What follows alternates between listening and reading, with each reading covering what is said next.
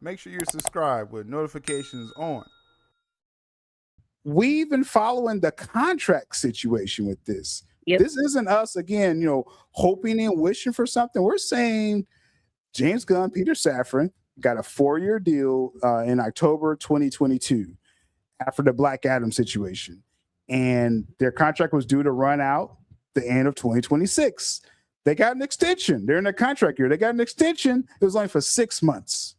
So April 2027 is the end date. So I'm just accepting this is the terms of their contract. I think they're done, Jules. I mean, that's just until something changes. What else can we assume? Exactly. Like, we can just go. We're only going off of what's already official. And it's official that if he does not get another contract renewal, then he is out come April 2020. What is it, 7 next year, right? 27, yeah. Yeah. So, like, what are we doing here? Like, why? How is this news? We've known this for months. So we got a couple accounts. Let me move this out the way here. Still confused by Guy Fieri. I don't understand. So first off, Chuck Dixon on the left, co-creator of Bane. No matter if I have different worldviews or whatever he'd be talking about out there, he has a special place in my heart, okay? Chuck Dixon, Nightfall. This is like the greatest comic book run in my life, okay? Anyway, in the 90s. He's been on James Gunn's head for months. And he says, I've been saying this for 6 months. James Gunn is out at DC. Now, I don't know why he got for it. I don't know why. Why now? Like, he wants to live. I don't know why now he's riding with this publicly. But it's been other internet scoopers and stuff like that. They keep saying, now again, me and Jules, and just me personally, just because the sourcing, I haven't heard anything directly. Oh, James Gunn's going to get walked out, in 2026. I'm leaning on the contract, y'all. That's what's frustrating you people. We're on X Twitter as well. That's frustrating. It's the smoking gun. We are not just going to ignore the contents of the contract. Yeah. This is what's hurting people's feelings out there, is that I know they think I have to say everything's a scoop. But according to AI, I don't just do scoops all the time. I just give my opinion too, as well. But when it's sourcing, I'll tell you. But we're looking at April 2027. If you get a extension of any contract, it's usually multi-year, like DeLuca and Abdi. They got a multi-year extension. They're in the building at least to 2028. It's probably more, but this is the low end. James Gunn, Peter Safran, they got to 2027, April. That's it. Get mad all you want. That's the contract. Look, they probably don't want him taking over the marketing like he did with the Superman movie, because that was a freaking disaster. Trying to make himself a household name, just being completely selfish. I don't even know. Look, this is a month before Man of Tomorrow comes out is when his contract runs out. The last time they see him will probably be at the release screening. And that's the end of that. And then he goes back to the MCU and does whatever.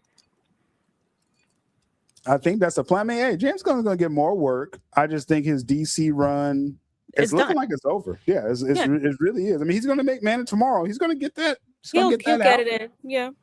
It's going to be a couple they made. We'll talk about Jimmy Olsen. I don't know later, but he may get a little small projects, an animated Mr. Miracle. He may get that out. Yeah, but that's it. He's going to have his executive producer tag to that. He's going to get his money, and he's going to be done until something changes drastically. Right. He had 4 years to make an impression, and he didn't make any real waves culturally with these movies at all. It didn't accomplish much. DC is still a joke. So I don't understand what is everybody fighting over? Like, who cares if he's gone? Like, good riddance. I mean, for James Gunn, he really had that Superman film, right, to make his impression on DC fans and fans, internationally. And the international crowd largely rejected the Superman film. That's what the numbers are telling us, right? Like, domestically, I think as Americans, just speaking from the American angle on this, I think we're going to show up for any Superman film. I really Superman. We're going to be curious, just low-key curious, no matter what, right? So that's one thing. International, Man of Steel, Zack Snyder's Man of Steel, 2013 did amazing internationally, and pretty good in China. Not great, but decent. BVS did great in China until they pulled it. We're going to talk about that. James Gunn's Superman, very soft in China, Japan, these Germany, France. This I don't even think it did well in make Latin America. money. Latin America loves DC content. It did low key okay in Brazil, but they watch all DC. They're just kind of like America with that. They're going to show up for DC, but China and like bigger areas, the other big areas. This is what you're getting with James Gunn, and I still give it a mid review overall, but it's about the numbers, Jules. It didn't do better than Man of Steel. That's just facts. After 13 years, like what? That's just embarrassing. I'm just saying, you're rebooting a franchise, and why are you rebooting? Because you would have had that equity built in with Henry Cavill doing a Brainiac story with him. You wouldn't have. People were just confused. Everybody just kept asking, "Where's Henry?" That's all. That was the campaign with the normies. Where's Henry? Henry's our Superman. Where's Henry? And Henry's making a Highlander film. Right, I think it's going to do amazing, right? Yeah. And the Voltron, he's going to be in that as well. Amazon MGM is doing big things. They got that Project Hail Mary film out there with Ryan Gosling right now. Mm-hmm. Amazon's winning right now, and they got Henry Cavill tied in for a couple of films and his franchise Warhammer. Just saying, that's how you win. You know what I'm saying overall. Now, if he has a chance to jump back into the Superman suit for Zack Snyder, I'm pretty sure Henry Cavill will find a way. He'll find a time to do that as well.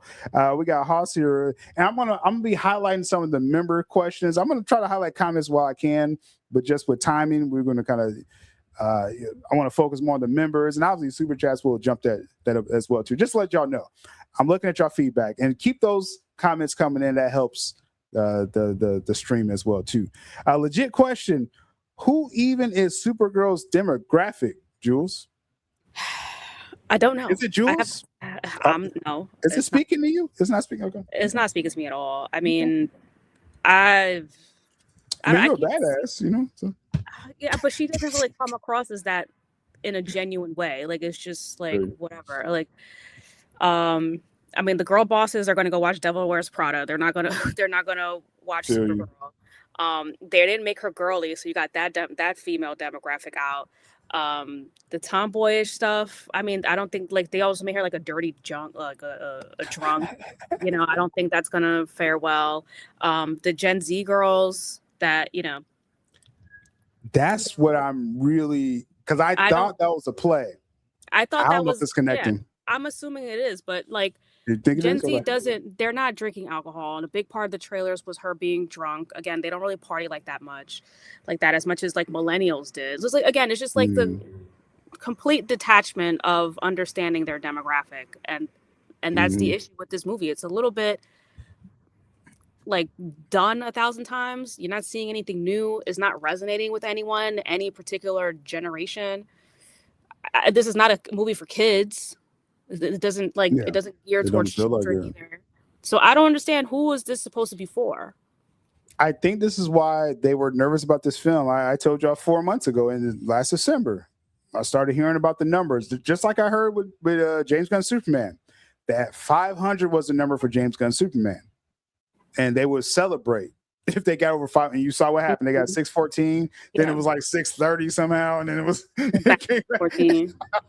But the point is that they had low expectations actually for James Gunn Superman, and so they felt like, oh, we kind of maxed out with that. With Supergirl, I'm hearing the expectations are very low, and we're talking about Black Adam level. Black Adam was considered a bomb. So you're saying you're expecting bomb level? That's why the numbers came out recently, Jules. I don't know if you saw this, and viewers, that they're saying, oh, it's gonna be we only spent $100 million on Supergirl. Yeah. Well, they always try to make those numbers. Those low numbers. They look better than it. It's like, so if we just do $300 million, we're good. If we get and I think that's what I was told as well. I say 375 is their number. They will be comfortable if it gets around that. That's Black Adam territory, and that's not a hit. I don't think this ain't impressing Paramount. Jules, right? They're not like, oh, let's do a Supergirl franchise. No. I mean, I think they'll be lucky if they could even break 300, just because, again, like the slate that we've been seeing for the next couple of months is brutal. All the movies around it. Yeah. it's dead on arrival, I think, unfortunately. And I like the Supergirl IP, but again, it's not really too tied into Superman properly. Like, it feels rushed. It doesn't really make any sense as far as the lore is concerned. Why does she have a dog? It's just like a lot of stupid stuff. It's just like, whatever. It's just so many complaints. I mean, they're trying to adapt the show, and shout out to Adrian, become a member. Oh, this is a good plug time for me. Members Mondays is a thing now.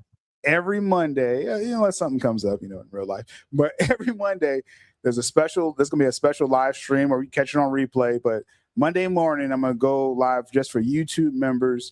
There's going to be a lot of box office stuff that I'm going to talk about, and then the latest reaction to weekend news. And also, too, if I'm hearing like just certain rumors and stuff, I'm just going to throw it to YouTube members. So become a member. You get that extra live stream every Monday. I'm getting pretty active now, so this is a good time to actually jump in there. Membership here is only like $1.99, so jump on in there. Box office battle will be exclusive to Monday. So we're going to be tracking Project Hail Mary, what that's doing.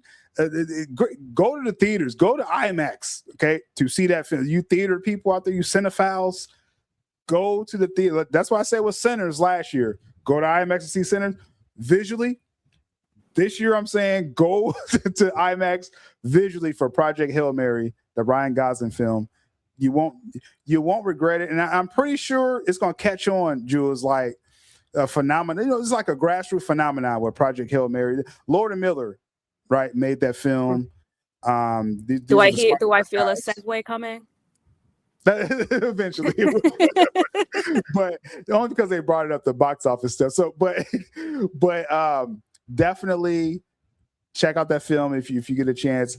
And I think they're going to re-release that in IMAX. Just like they was doing Sinners. It's a real grassroots thing with that. It looks beautiful. I think IMAX might turn into the new 3D wave kind of thing, where everybody had to go see all the movies.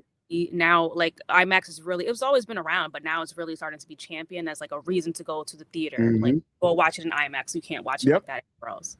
Yeah, just like what's that? What's the new Nolan film he's coming out with? Odyssey.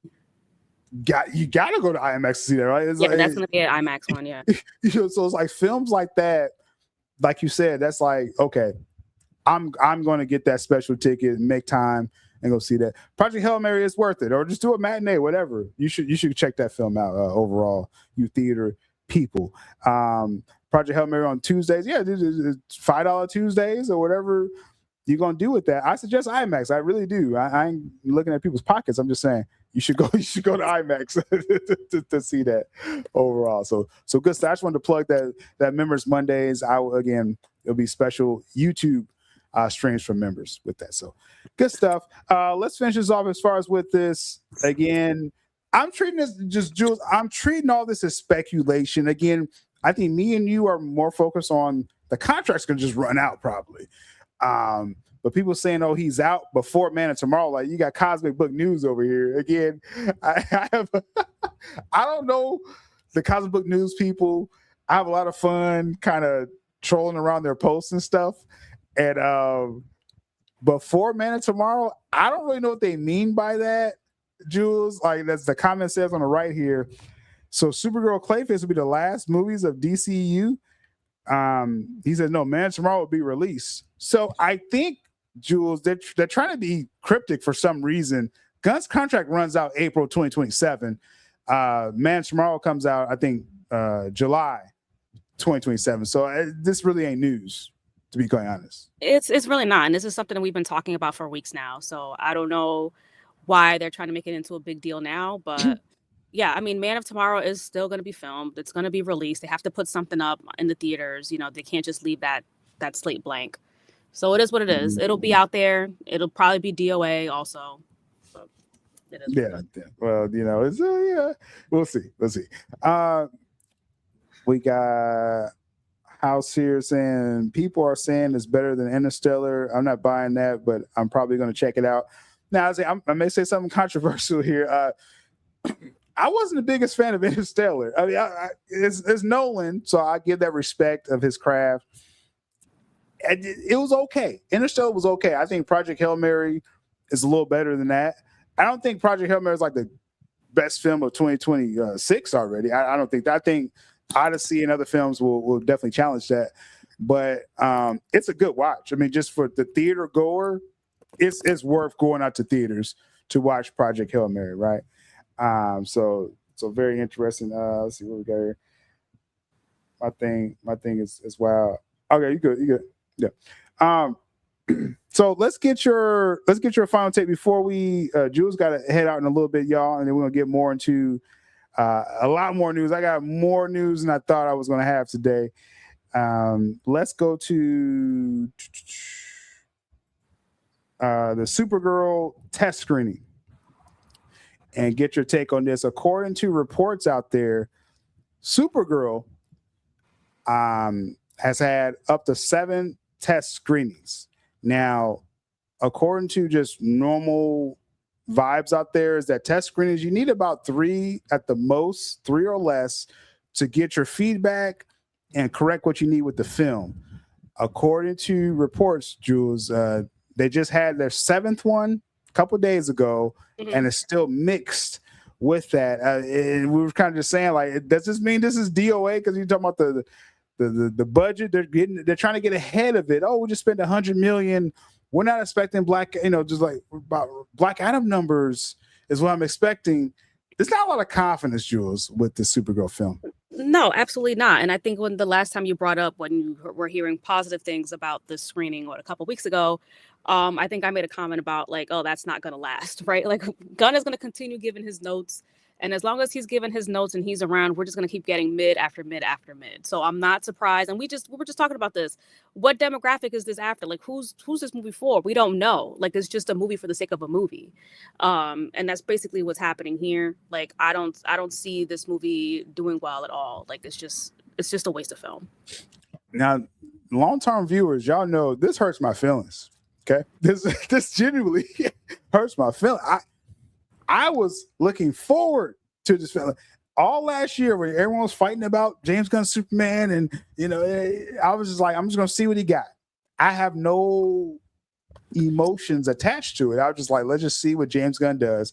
We got a typical James Gunn DC film, but I was like, I'm looking forward to Craig Gillespie's Supergirl, the anti-hero film that I kept hearing about, Jules. And the early test screenings after like the second one, I was telling you personally, I was DMing Jules about it and other people. I was like, I think we got the anti-hero story. Like the test screenings they're saying this is like a dark anti-hero story. Now it's been crickets since then. It's like a couple months ago. Now we're hearing with this test screening, Jules, is that they added more David Cornsweet Superman. Okay.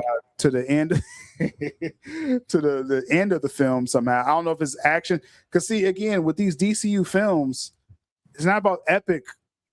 It's just, oh, he's there. Yeah. So I think David Cornsweet is going to just show up more. Okay.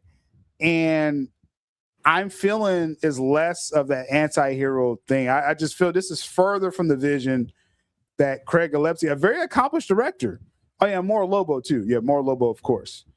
With that, I don't think this is the film that he intended to make, Jules. That's just what I'm feeling. No, this is definitely not this is still Gunn's universe, and I'm just gonna leave you guys with this because I gotta bounce.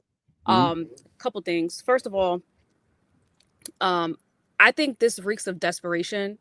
Gunn knows that his DC career is basically on the line with this movie and Man of Tomorrow, so I'm not surprised that he's gonna try and shoehorn as much as possible in this to try to save it, even though it's basically everybody knows it's DOA. So I'm not surprised that they're making so many changes. And on top of that, I'm sure there's going to be a lot more fart jokes and whatever it is that he's known for that he's just going to input into this movie. And hence bringing in Cornsweet, probably more Momoa, just try to throw in anything against the wall to try to find something that sticks and make people come out and see this movie. But it's not happening. So again, desperation does that to people. I don't think it's going to work for him. It genuinely. I know the Gunners, they're gonna be like, oh, sylabdul, you hated Gunn the whole time. No, I really gave this a chance. And Supergirl, I had higher hopes than anything. And honestly, the other point I was heartbroken. going to make, I don't even think Supergirl is a classic anti-hero. So I don't even know why they're thinking that angle is going to work for her. I guess they're trying to make her less squeaky clean to differentiate her from Superman. But that's the big problem. She's a female version of Superman. So why are you moving away from that? Again, it's just more disrespectful to the lore. And yeah, I'll let you say something. It's only for that story that Tom King, that they're trying to adapt that Woman of Tomorrow. She was more anti, type of vibes. That's all it was. But appreciate Jules being here again. Saturdays noon Eastern Standard Time. We're going to try to lock in Jules as much as possible, but I know you got to bounce. Sorry about that. All right. Peace out, guys. Talking. All right, take care, Jules.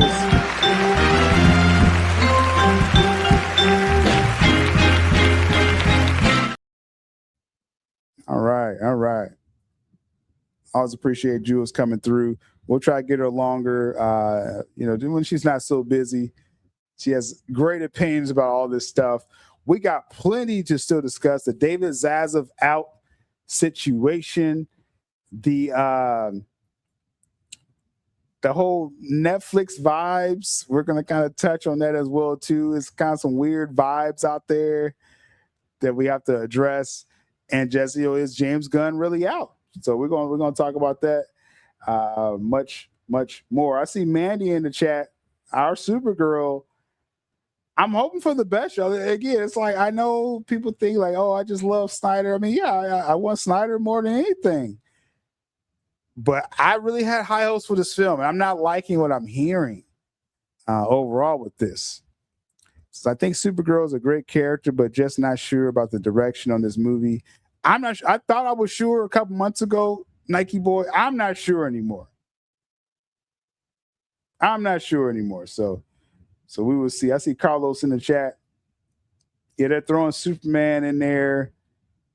More Lobo. But what is that really going to mean overall? I hope it's fun. I think it's going to be some fun. Like I said, I still think it's going to be an okay film. But the performance of this film, I do not have a lot of expectations for it overall. So, Guardians, that's wild. So that's the latest as far as with that. We will see. We'll definitely see what this film ends up being. Real quick, let me get this out here. Got too much going on my screen at one time. Can we remove that? Okay, here we go. All right, good stuff. If people didn't realize, this past week I relaunched Coffee Talk. It is a Patreon exclusive, so the lowest level Patreon, I think, is like 99 cents a month. That's a separate platform. I got Carlos in the chat here, Real Talk Productions. We're going to be doing our Daredevil Born Again Season 2 reviews or highlights. We look at the highlights Wednesday mornings, Coffee Talk, 9 a.m. Eastern Standard Time. Become a patron and catch the replay if you're not up that early. We do show it live to the X Twitter crowd, but it's only available live. It's not, your replay is only on Patreon. So Coffee Talk Wednesdays right now is coinciding with the Daredevil Born Again discussions. That's going to be really fun. So check that out. Patreon link in the description. You got Carlos right here. And we're going to do something really fun this week. We're going to obviously talk about the highlights of episode 2 of season 2 of Daredevil Born Again. And then we're going to pull up the Spider-Man animated series in the 90s, the Neogenic Nightmare. And we're going to kind of go through an episode this week and see how, what are they going to carry to the Spider-Man Brand New Day film. And we're going to theorize. It's going to be really fun. Wednesday is going to be pretty cool. And whatever latest CBM Geek news, we'll talk about it. So fun stuff. I have no idea what we're talking about here. What do you want me to get to? What are you talking about? So let's get to what I'm going to do right now. We're going to talk more about. We just talked about the test screenings. Oh, Brave and the Bold. Yeah.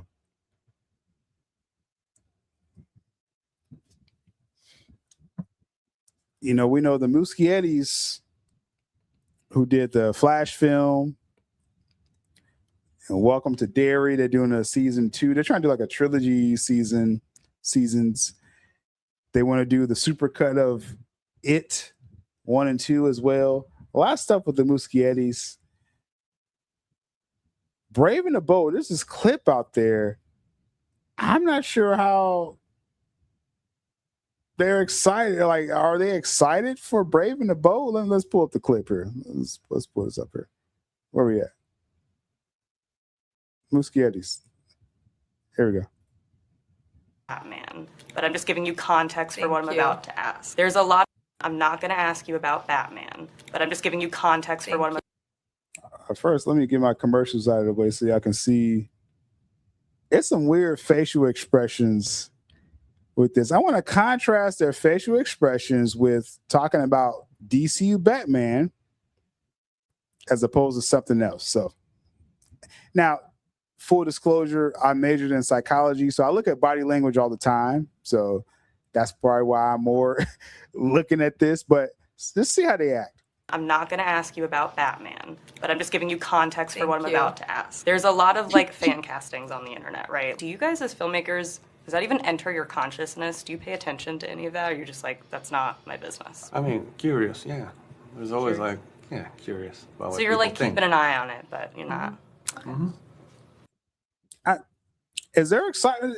I'm very serious when I'm saying this.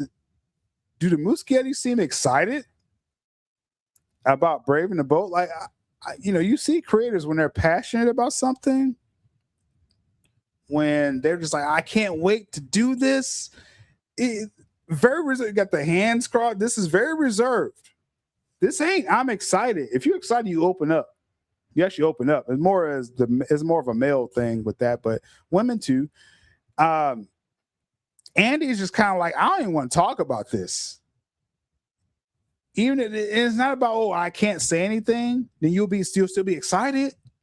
I'm not feeling the excitement. Let me run it back. I'm going to ask you about Batman, but I'm just giving you context for what I'm about to ask. There's a lot of like fan castings on the internet, right? Do you guys as filmmakers, does that even enter your consciousness? Do you pay attention to any of that? Or you're just like, that's not my business? I mean, curious, yeah. There's always like curious about what So you're like think. keeping an eye on it, but you're not. Mm-hmm. It was like a weird silence. Like, yeah, whatever. I'm over it. That's just what I'm feeling. I did. Just like AI told y'all. I give a lot of my opinions and I look at trends, and I'm just feeling. He's not vibing with this topic at all. Because I'm going to give you another example in just a moment. You're going to see a stark contrast. He looks daunted. Let's see. Let me get. He looks gunned out.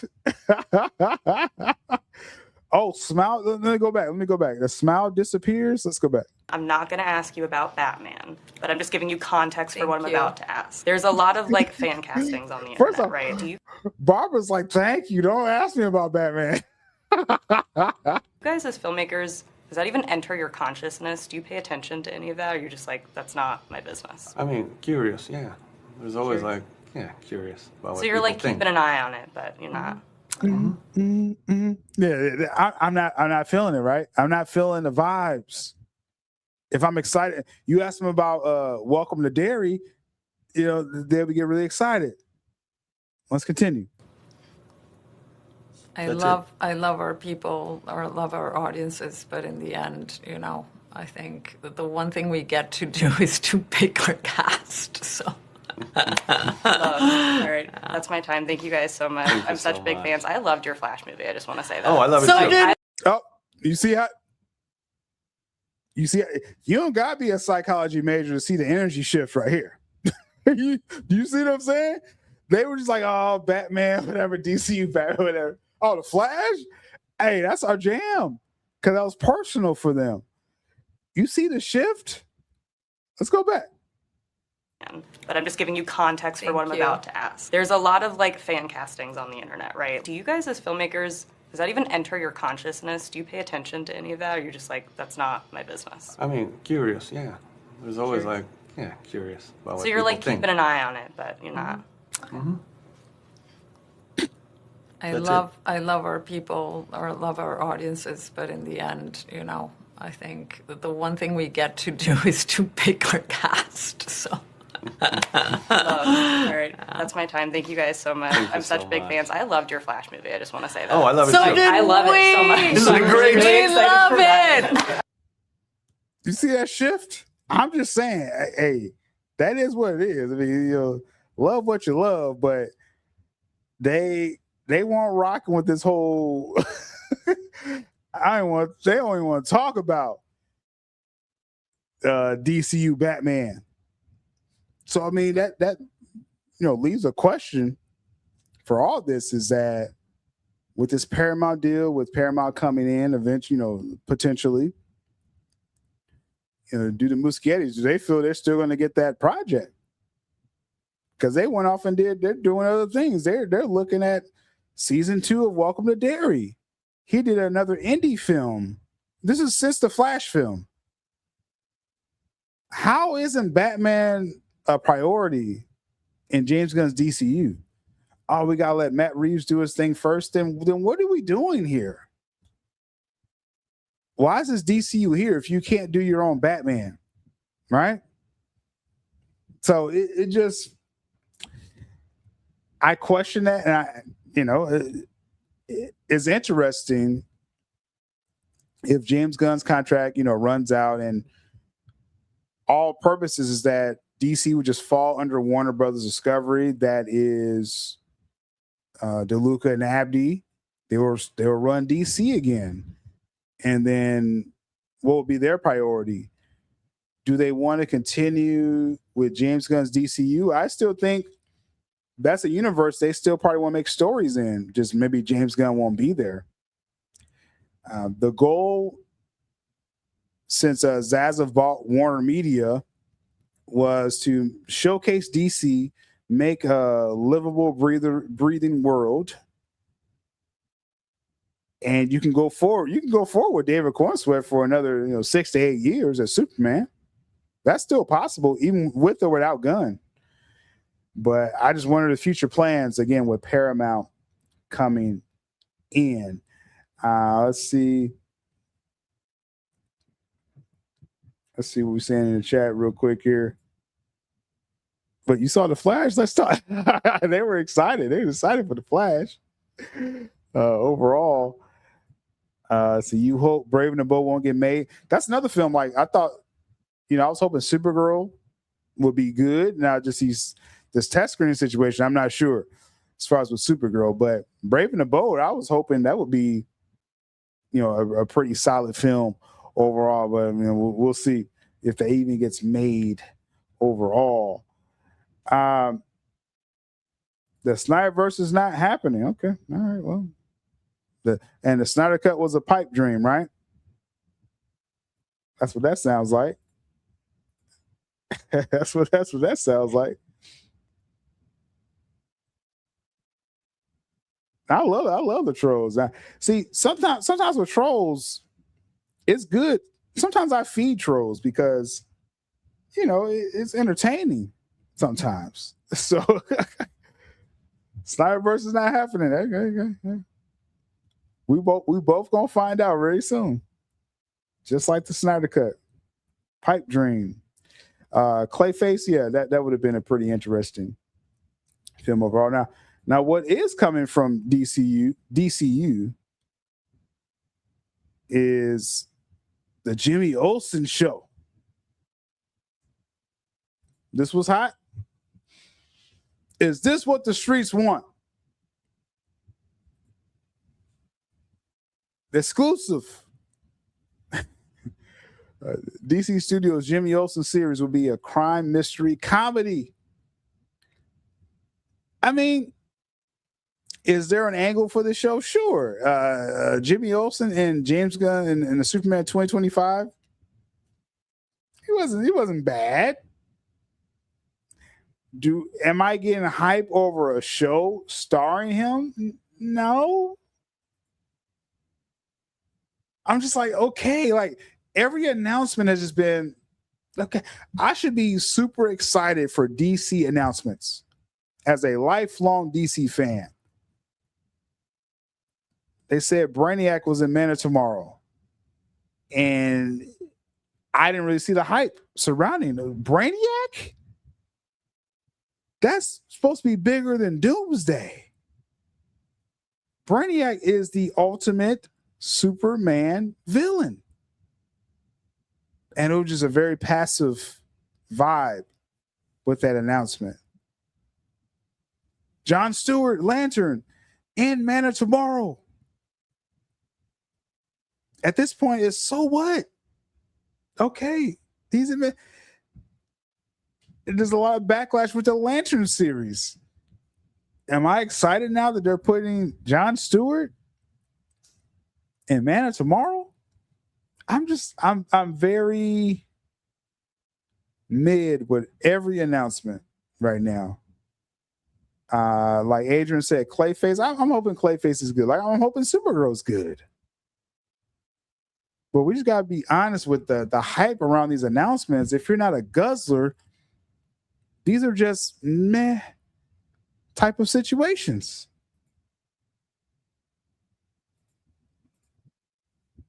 James Gunn has out Hamada in the Useless Project greenlit department. I mean, again, like, you know, if we're like, okay, you know, coming up next week, the Jimmy Olsen show. It's probably even better. Okay, because there are some pro James Gunn people that watches these streams, and if sometimes they're not in the chat as much. What excites you about the Jimmy? Because again, Brainiac, I didn't get a lot of good feedback. I didn't get any feedback from people, viewership saying, "Oh, you know, I'm so excited for Brainiac. Brainiac's going to do this and that." We know James Gunn's style now. I don't think Brainiac's going to be epic at all. I think he's going to be more like a human. Like that's where I'm at, y'all. It's wild. I don't know, man.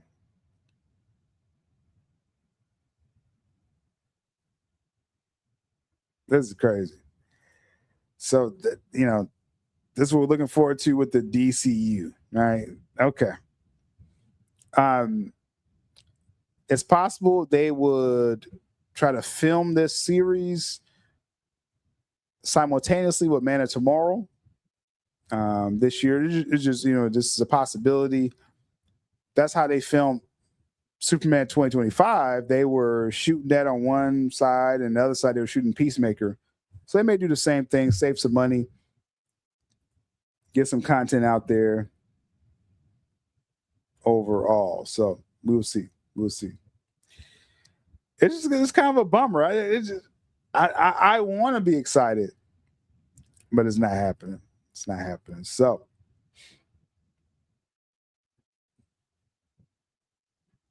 let's get to the main topic. This is a story that I pushed out the other day. David Zaslav out. There's someone in the chat. Can we get to the story? Or you shut up. You wait till I get to the story.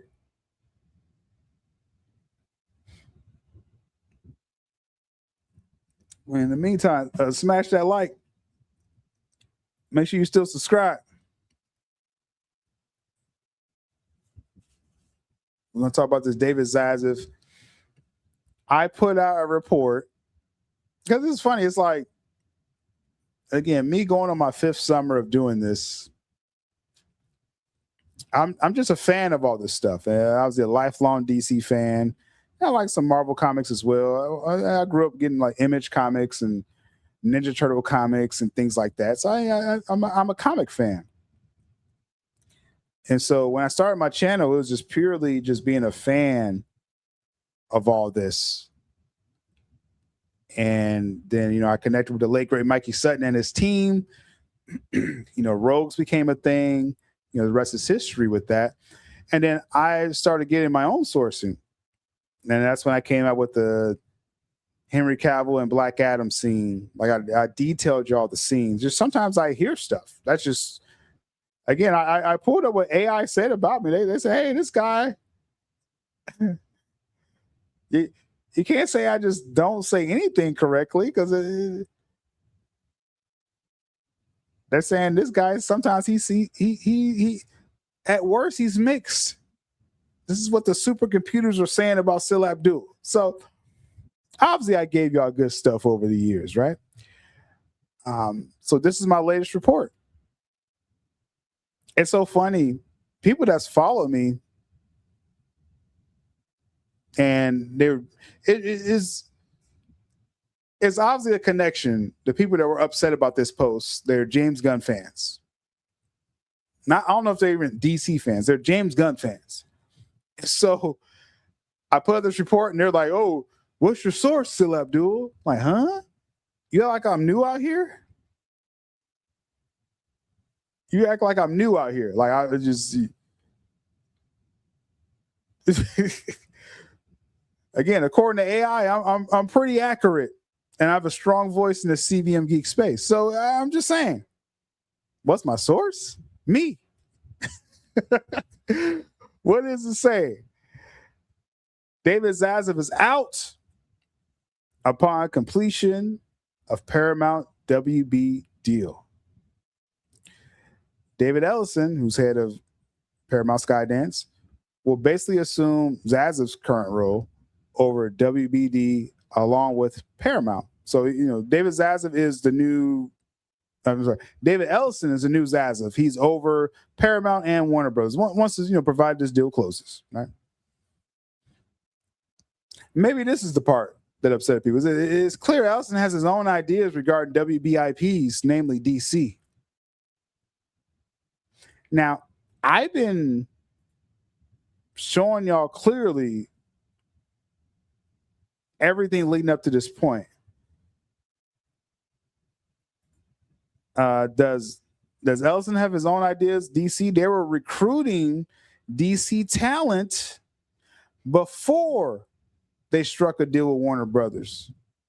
Meaning Paramount was like, oh, we're going to get this deal done, and we're going to start getting creators who can make original content, not necessarily part of James Gunn's DCU.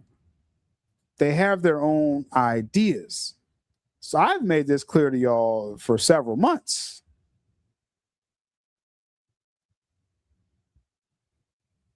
Let me move this out the way. I know that was right there. So you got people, again, from a certain segment of fan base in their feelings. Oh, this can't be true, sylabdul. You want just engagement? No, this is what's happening. David Zaslav is out. He's going to cash out. That's why he's getting such a big payout. He's not even going to be on the board anymore. Zaslav, this is his retirement plan. Me and the late great Mikey Sutton said this in 2021. This was Zaslav's plan. And he played Paramount. I'm pretty sure he played Paramount against Netflix and drove the price up. Yeah, he did. And he's going to be a billionaire after this is done. And I think it's going to be more towards 800 million, Adrian, that Zaslav's getting. And then his CFO, he's getting hundreds of millions.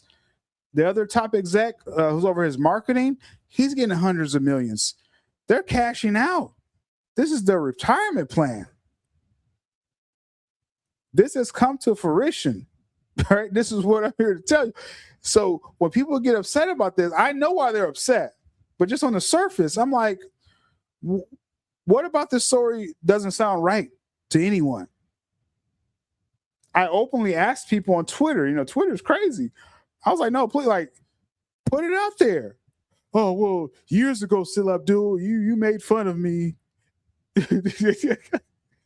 but again, according to the supercomputers, I'm pretty legit. So I again ask people, what don't you feel is adding up with this? Zaslav out. Okay, I don't know if you want to question that. He's selling. Maybe I thought he would stick around. I thought he would stick around as a consultant, but now I'm hearing he's not. David Ellison over WB and Paramount. I think that's pretty clear. I don't know what, Ellison has his own ideas regarding WBIPs, namely DC. I showed you they were recruiting DC talent creators before they made the final bid, Paramount. So I think this is like one of my tightest stories I ever put out there. And everyone went crazy with that. But you know what? We know what really people, if you're going to be upset at this report, we know why. Because Zaslav handpicked, along with DeLuca and Abby, they were a part of the process to get James Gunn, Peter Safran, head of the co-heads of DC. They answered directly to Zaslav, just like HBO, the HBO side. Casey Bloys, he answered directly to Zaslav. Zaslav gave them all the autonomy they wanted because Zaslav didn't know anything, right? If people remember in 2021, after the Warner Brothers Discovery deal was made, Zaslav went through a whole tour that whole year of 2021 trying to interview people to try to understand the business. Because he just came from Discovery. He wasn't over theatrical studios. And so finally Zaslav was like, okay, DeLuca and Abby, they're very experienced. And we saw what happened in 2025, DeLuca and Abby, a record-breaking year, over $4.4 billion in box office gross. Amazing.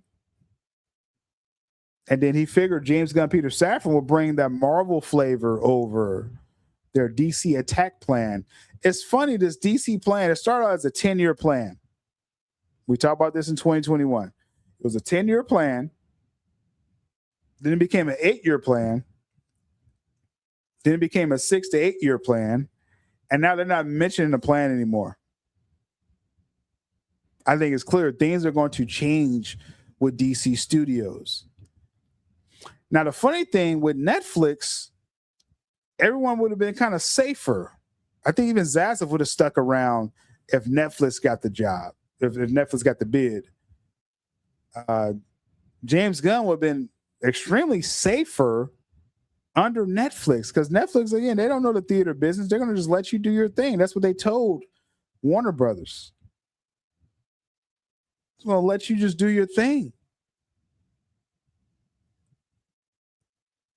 Now things have changed. Now, just according to the terms of the deal, Zaslav is out not only as head of the conglomerate, Warner Bros. Discovery, but he's not going to be on the board. He's losing his board seat as well. Now, he's cashing out on it. He agreed to this. That's probably why he got as much money as he's getting. They're paying him to walk away. He's agreeing to walk away because he doesn't know what he's doing in film. David Ellison is vastly more experienced than David Zaslav in the film industry. David Ellison has ran Skydance for 15 years. These are your Top Gun film, Top Gun Maverick film, the Mission Impossible films, some Terminator films.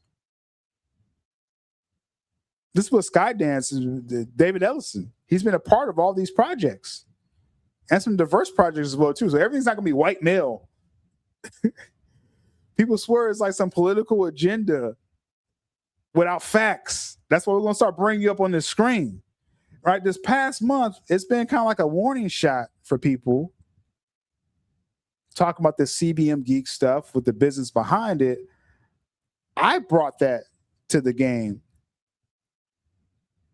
5 or so years ago, 6 years ago. And you sit there, you kind of let people, do their thing, but you're not going to play in my face so much,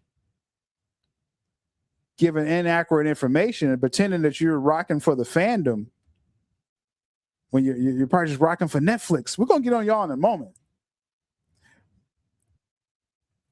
I see people jump on these false stories or false narratives when we want to just go off what's the actual facts because we want to assess what's really going on, not agendas, not your personal feelings. But we'll get on more than I'm going to save that for the Netflix conversation, the Netflix influencers conversation we're going to get to in a moment. But this is where we're at with David Zaslav. He's out. His head execs are out as well with him. They're cashing out. That's all this is. They're agreeing. They're getting, Zaslav getting about $800 million. His two head execs are getting hundreds of millions apiece. That's where we at. Where we at in the chat? Let's see. No longer the plans. I feel it.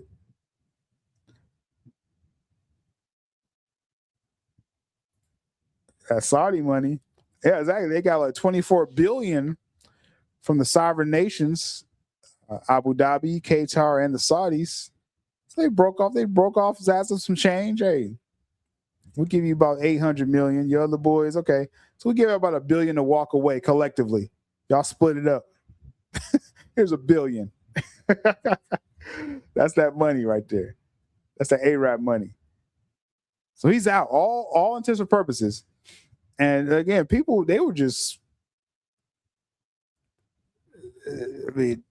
shook on Twitter about this. Like, oh, how dare you say what's obvious? But this is why. Let's get to the point. This is why, because the only segment of fans that were upset about this was the Gunn guzzlers, right? And again, this is separated from just normal fans. There are Gunn fans who like Snyder stuff as well too. They watch this stream all the time. I hear from them personally. So I'm not talking about just, oh, you're a James Gunn fan, you're mad. I'm talking about the guzzlers. This hurt their feelings because if Gunn and Safran reported directly to David Zaslav and he's out and he gave them full autonomy, oh, this changes things, right? Who's that buffer for James Gunn now?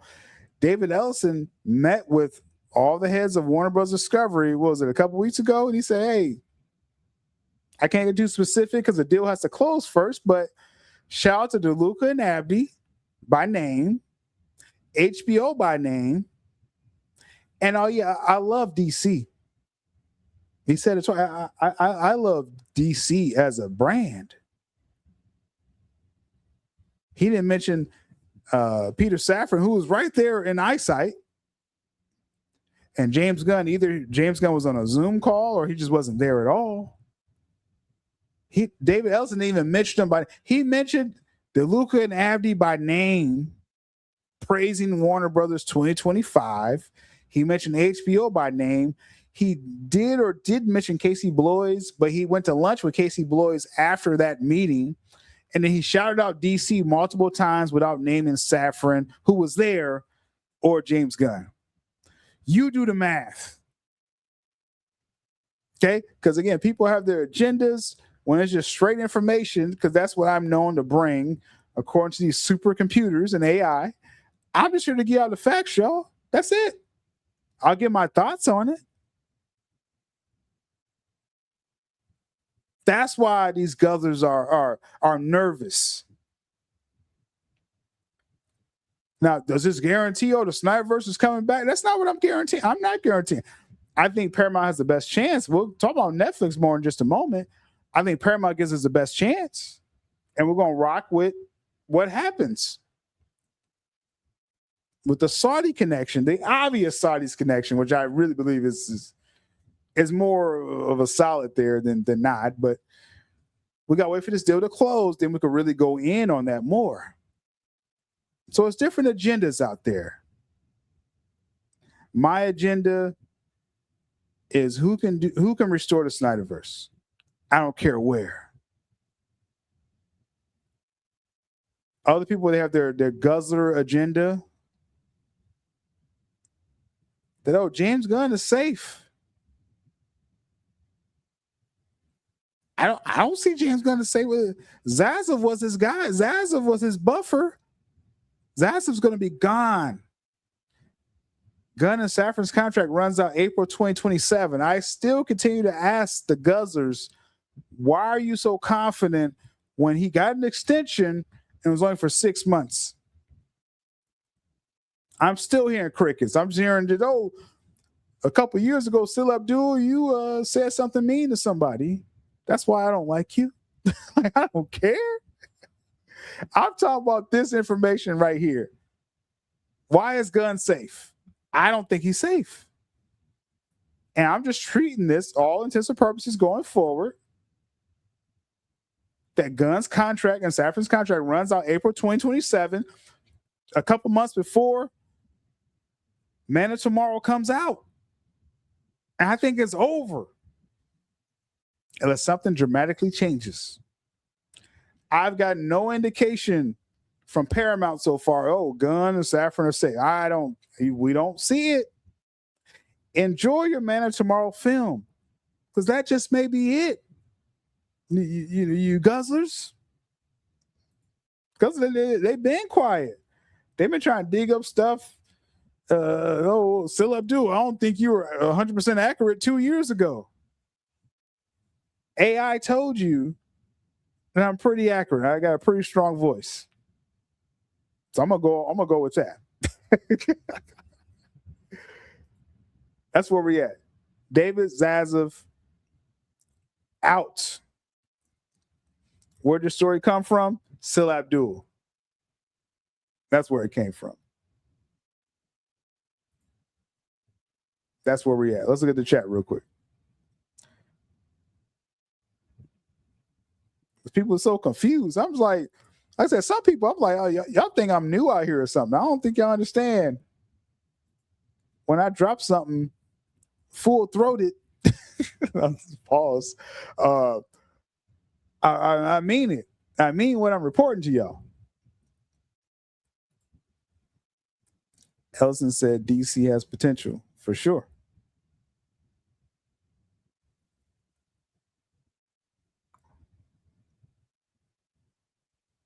Let's see, it's good. So you didn't feel like attending my introduction, huh? If you're trying to get a new contract, if you're trying to save your job or you want to get a raise or, just in the job force, and the big boss is in the office, the new big boss, you want to curry favor with that new big boss. That's what Casey Bloys did with HBO. He went to lunch with David Ellison after that meeting. Safran wasn't in that lunch. James Gunn was nowhere to be found. So I'm like, and Ellison, he already shouted out DeLuca and Abdi. They're the safest people in the film industry right now. Everyone loves Mike and Pam. So I mean, Gunn. I'm just saying, like, I think Gunn already knows the writing's on the wall. His contract's going to be up unless something drastically changes. And these are actions of someone. I don't know how it's going to help his stance and stand with DC if he wasn't even there to meet the new boss, potential boss. Hey, Gunn, just make your Man of Tomorrow, and that's pretty much it. That's what it sounded like.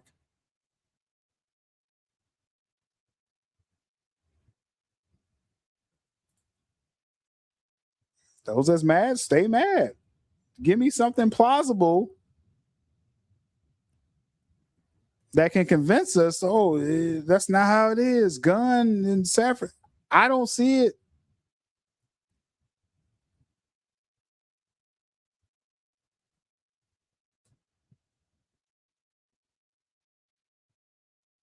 They're too busy guzzling Supergirl. For real, man. But like I said, I understand why these guzzlers are mad. I understand. Because with the Netflix deal, Zaslav still would have been there running the WB part. You would have had Gunn and Safran still in tow. You take Zaslav out of the picture and put a more experienced theatrical person. What do you need Gunn and Safran for now? No, this is going to go under DeLuca and Abdi now. That's the vibe that I'm getting from this.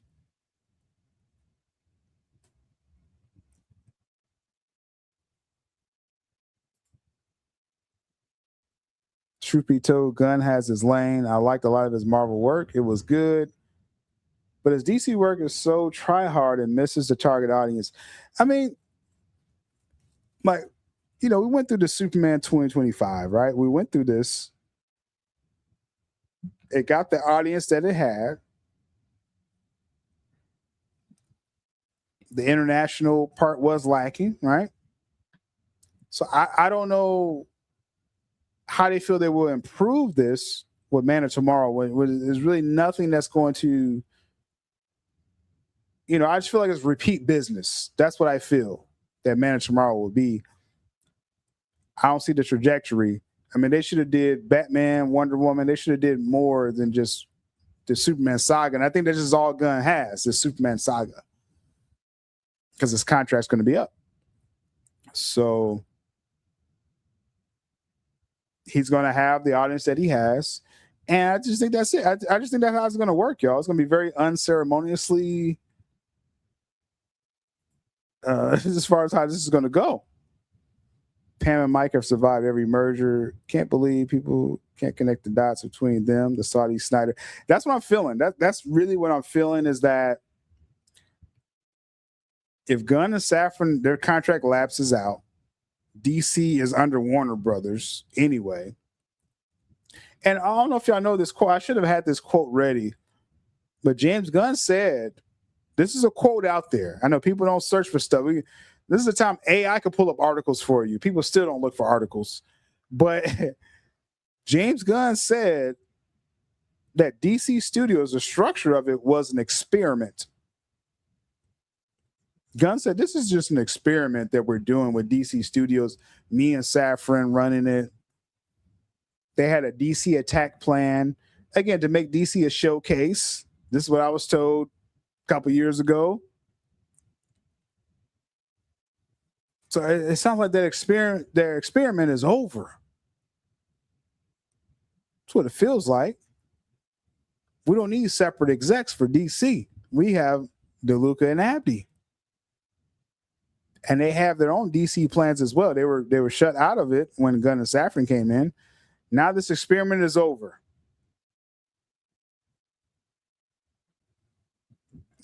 David Ellison, his quote, that he wants 30 films a year, 15 from Paramount, 15 from Warner Brothers. How many from DC? Oh, just 15 to 15. So DC and New Line Cinema and Warner Brothers Animation, that's under Warner Brothers. I feel like David Ellison has already told us that DC Studios, that experiment is over.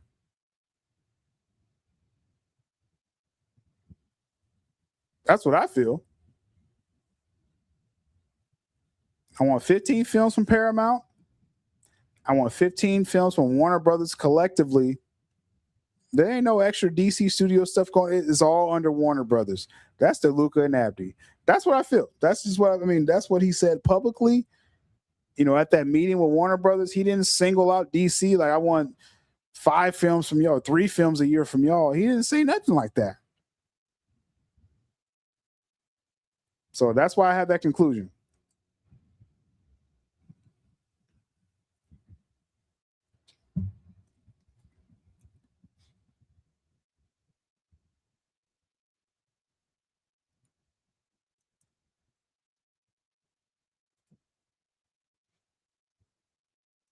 Who did you leave him with? You people, does it upset you, guzzlers, to know just how truly alone you really are? I mean, I'm just saying. What's up, Shin? Gunn's Man tomorrow should be called Man of Tears. I said this a couple weeks ago. I was like, hey, you Gunn fans, hey, enjoy your Man of Tomorrow. This may be it. This may be it for James Gunn. Even if the film does good, I think they're just going to be like, oh, okay. David Ellison will be like, okay, you did great, Gunn. Good job. Your contract's up. So by the time the film comes out, you already know what time it is. It's over, Gunn. Unless something drastically changes. This isn't some narrative. This isn't some agenda. I gave James Gunn a chance. Yeah, some Snyder fans still mad at me that I gave James Gunn a chance. But I just said, hey, as a DC fan growing up, I seen Burton, I seen Nolan, Schumacher, Snyder. So this is a new iteration of DC. I'm gonna see what he got. And I do have like some empty pit after watching it. It's content. Superman 2025. It is what it is. It's not the worst Superman film ever. It's definitely not the best ever. So that's the definition of mid. And the box office was mid. Wasn't a flop. Technically, it wasn't a flop. It just did okay. It did enough. And it's just more of the same, I believe, with Man of Tomorrow. And there's nothing wrong with admitting that. What is something new James Gunn will do at this point? We know what films he makes now, with Marvel and with DC now. We have multiple films on each side. I know what we're getting on Man of Tomorrow. I know the James Gunn DC film that we're getting. And that's fine. And it's just going to do what it do. And I think David Ellison's like, okay, thanks for your service. It's a wrap.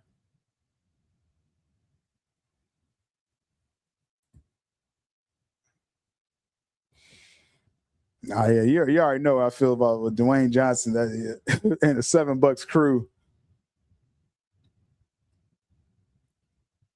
I think, doing Black Adam and then doing Black Adam versus Superman, then doing the JSA versus Justice League, then doing Kingdom Come. Yeah, I think we would have liked the Black Adam era. He would have did about 6 to 8 years too if they would have did. He would have brought Power Girl. He would have brought in Alan Scott Lantern. I think we would have been okay with what that Black Adam would have did with DC. And then, again, he would have turned the reins over at that point. That is what it is. Still kind of hurts a little bit.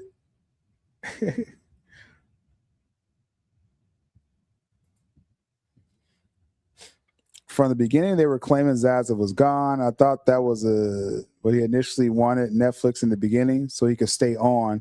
Yeah, exactly. Well, this is the thing. Paramount initially, David Ellison initially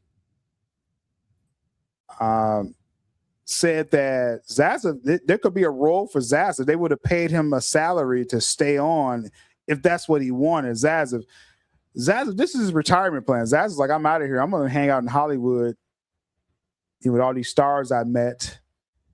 I'm cashing out because I don't know what I'm doing with films. That's what it is. So initially, Paramount, David Ellison was going to allow Zaslav to stay for a salary. But David Ellison would be calling the shots.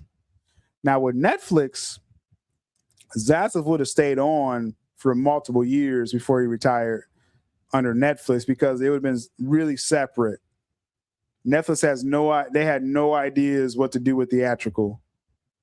And now we're hearing Netflix, they're going to be the face of AI going forward. So they would have relied more on AI than what people was talking about with Paramount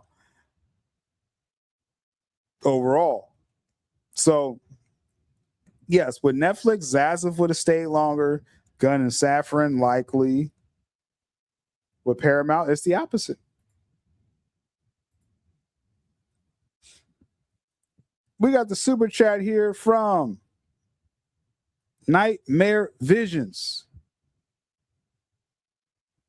And a shout out to M. Hutt subbing to the channel. We're here every Saturday. Let me shout this out real quick. First, smash a like. Make sure you still subscribe. We're here every Saturday, unless it's like some holiday or something, or I'm busy. At noon Eastern Standard Time. It's the weekly show. It is the WB Paramount Saudis DC Snyderverse weekly show. We talk the latest in this Paramount deal. I'm not a Paramount influencer, but I feel they're going to give us the best chance for more Snyderverse, especially theatrically. So if you rock with that, make sure you subscribe, smash that like. How are our likes going anyway? I think we need more likes. We need more likes. let's if you're watching this right now, some of y'all watch this passively, got it on the background or something. This is the time to take some action, smash that like, and get this more visible if we're rocking with this Saturday energy. All right. Because if the energy ain't there, then that's cool. That's cool. You know, then, you know, I can just do my weekday shows. But if we want this Saturday, we want this out there in the algorithm and the Netflix algorithm, smash that like. Much appreciated. Appreciate the super chats. Appreciate all the comments. That all helps. But the first thing y'all need to do is make sure you smash that like. Much appreciated. Nightmare Visions, and again, appreciate the super chat. Says DCU equals Hamadaverse 2s. Hashtags don't lie. There's still no Snyderverse level success, just like the soft reboot DCEU to justify before super talks, money walks. Hey, no lies detected, right? I think what Gunn was doing was, you know, again, just trying to showcase the DC world. Hamada was trying to do different projects, spreading out. It didn't come to fruition, like the Batgirl, you know, things like that. What Gunn was doing, you really didn't need to reboot anything. You could have just did what Hamada was going to do until the new owner came in. It would have been this kind of the same effect overall. With James Gunn, his Superman film making was 614, 620 in 2025, less than Man of Steel. So again, it just says, like, why are we rebooting when you have more of a successful Cavill Superman? But okay, this Man of Tomorrow, Gunn, you need a BVS. Now it's kind of over already, right? It's kind of over for Gunn already, but that would justify Gunn's DCU if Man of Tomorrow was like BVS level. I don't think it will be, right? I don't think it will be. So it's just like, why are we here with this world if it's not about, you had success back then, even if people were mixed on it. I agree. People were mixed on BVS. Man of Steel, a lot of the audiences like Man of Steel. I don't know why it's a narrative that people didn't like it. Your Facebook groups didn't like Man of Steel. Your Jeff Johns fans didn't like Man of Steel. It was a clear smear campaign on Zack Snyder back then. And people just happened to be connected to Jeff Johns. The late great Mikey Sutton told us that. So Mikey told y'all a story. People reaching out to him to smear Zack Snyder. That's what Mikey, he said this live. So it was a clear agenda against Zack Snyder from the it seemed to be from the Jeff Johns people. But the majority like Man of Steel. BVS, I'm going to give y'all that you antis. I'm actually going to concede that the audience was split with BVS. It still made over 870 million in the box office, and you push at the billions with physical sales. The IMAX release, the IMAX discs came out as well. All the hot toys and figurines. So Greg Silverman told y'all that, producer of BVS. He told you that BVS, they made so much money off of. Zach said that on the back end. So yeah, I'm going to give you, though, the DC fandom was split. No problem. It made money. No problem. BVS is the greatest CBM film ever because we're still talking about it 10 years later.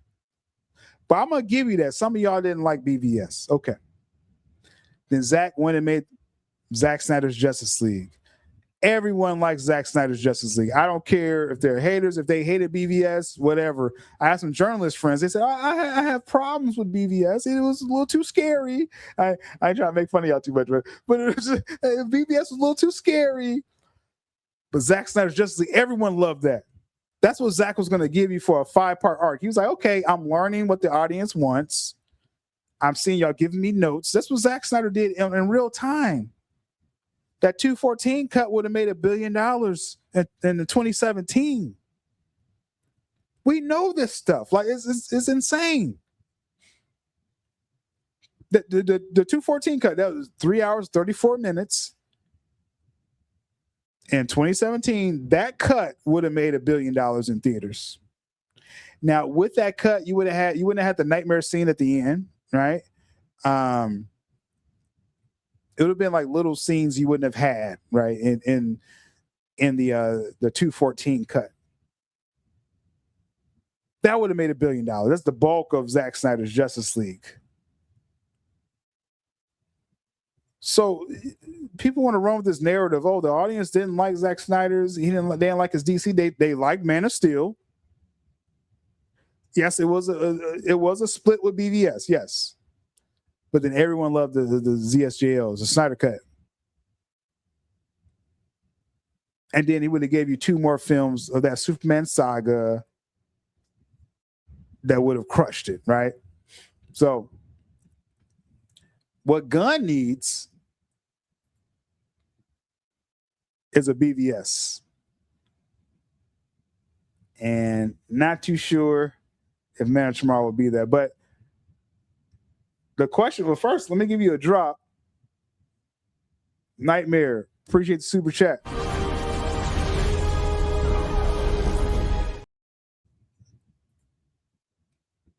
Now, on the flip side, we have to ask,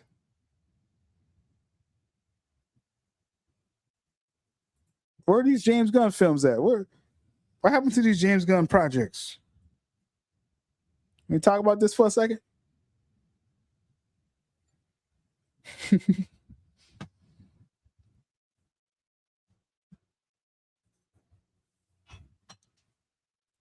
Where are the Gunn movie program? What happened to all these projects?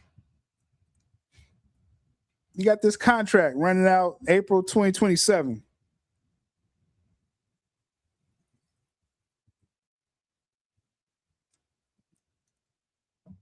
See, we got Superman, right? We got Supergirl. Okay. We got Creature Commandos. So that's 3. Lanterns 4. So 4 projects out of like what 10? That's a 40% success rate.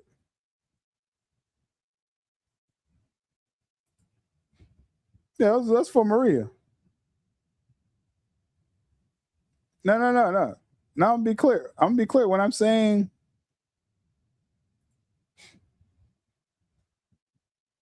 this is my point. He needs the success of a BVS. That's my point.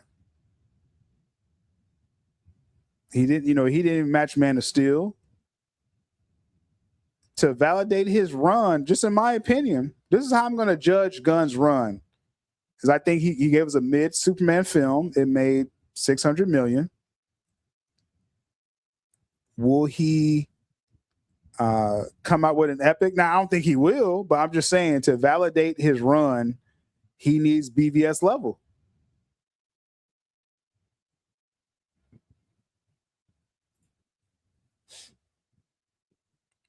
So 4 of 10.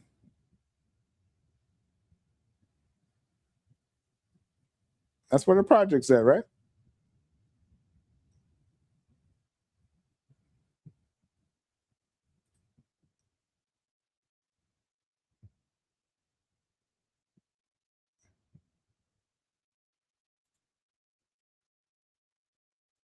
Now, this is the thing. This is what I'm kind of understanding with people who crash out and the guzzlers and all that. They know very well, people have their agendas. They know very well the purpose of that scene. Again, we're talking about BVS 10 years later. If we jump into our time machine in 2025 or 35, will we have the same reverence for James Gunn, Superman 2025? I don't know. I don't know. We'll see. Time will tell.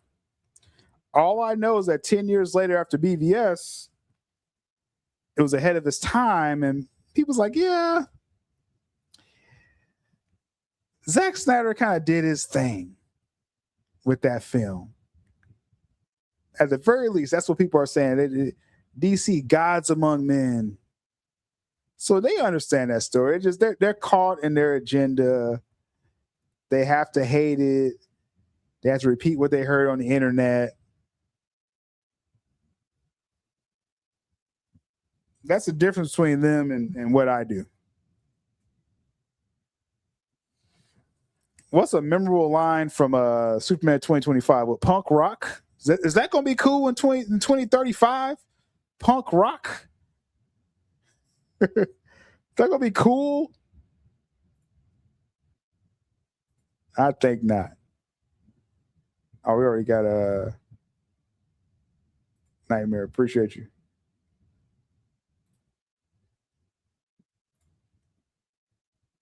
It's like a punk rock. I don't think that's going to land 10 years from now. But you saw the timeline. Even Shields, they were like, yeah, BVS actually slapped. Judging what we got right now, BVS, in the meantime, this slate is likely over.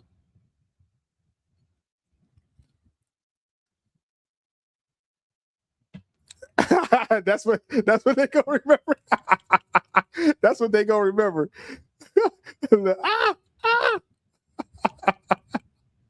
Oh man, that's what they gonna remember. That's wild. Hey man, it is what it is. When there's a contract update, let me know. I'll be happy to talk about it. Overall, Mandy tripping. That's funny though. That's funny. We still got more stuff to talk about. Let's transition here.